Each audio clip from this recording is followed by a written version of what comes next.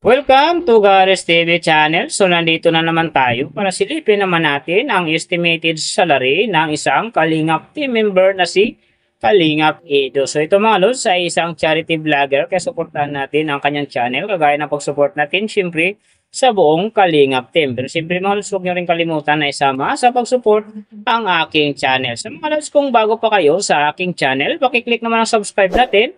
And then, syempre, pakipost na rin ang notification bell para lagi kayong updated sa ating video. So, ano pa ba ang hinihintay natin mga lods? Let's go!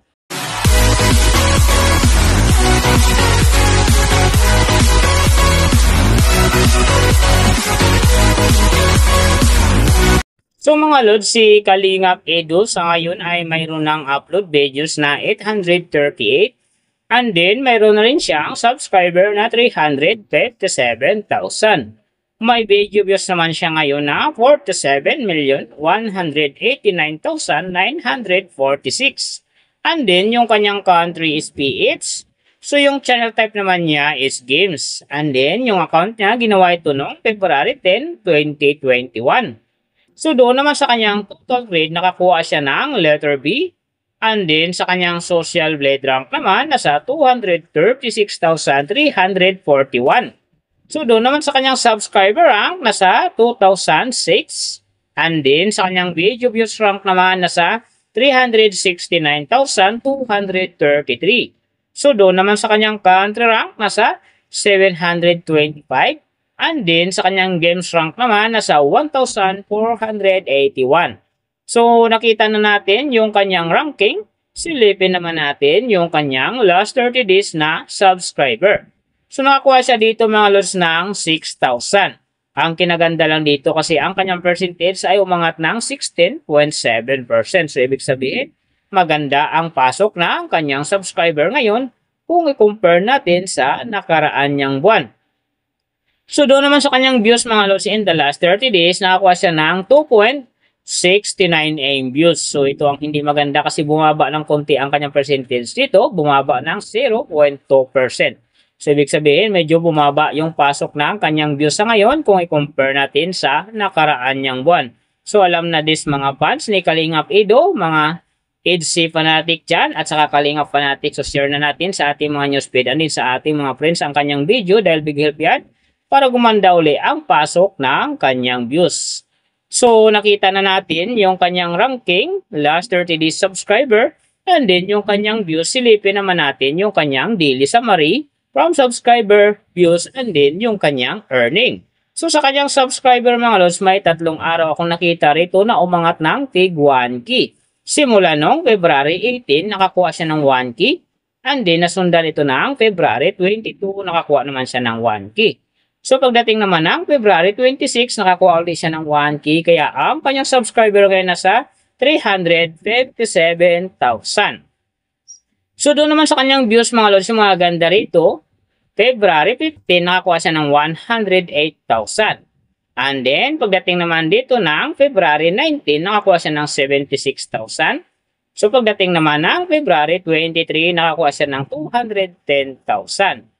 And then, pagdating ng February 25, nakakuha siya ng 123,000. So, yan ang magagandang views na nakuha niya mga lods. Pero sinasabi ko, hindi yan ganun kaganda kasi nga ang kanyang percentage dyan ay bumaba pa ng 0.2%. So, doon naman sa kanyang earning, tingnan natin dito yung February 18. Sa kanyang low estimated, nakakuha siya ng $16. And then, sa kanyang high estimated naman, nakakuha siya ng $259. So, ang mga yan naman mga lods, daily summary lang, mas maganda kung silipin natin yung naka-round off na from daily, weekly, and monthly para malaman na natin kung magkano na ngayon ang estimated salary ni Kalingap Edo dito sa YouTube. So, unahin natin yung kanyang daily average. So, sa daily subscriber, nakakuha siya ng 200. And then, sa kanyang views naman, nakakuha siya ng 68,982. So, doon naman sa kanyang daily low estimated ng kanyang earning, nakakuha siya ng $17. So, times natin sa 58, mayroon siyang 986. And then, sa kanyang daily high estimated naman ng kanyang earning, nakakuha siya ng $276 US dollars. Times natin sa 58, mayroon siyang 16,008. So yan mga lods, ang kanyang daily average. So pupunta naman tayo sa kanyang weekly average. So sa weekly subscriber, nakakuha siya ng 1,400. And then sa kanyang views naman, nakakuha siya ng 482,874. So doon naman sa kanyang weekly low estimated ng kanyang earning, nakakuha siya ng 121 US dollars. So times natin sa 58, mayroon siyang 7,018. And then sa kanyang weekly high estimated naman ng kanyang earning, nakakuha siya ng 1,900 US dollars. So times natin sa 58, mayroon siyang 110,200. So yan naman mga lods ang kanyang weekly average. So pupunta naman tayo sa kanyang monthly average.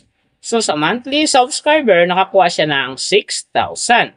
And then sa kanyang views naman, nakakuha siya ng 2,069,440.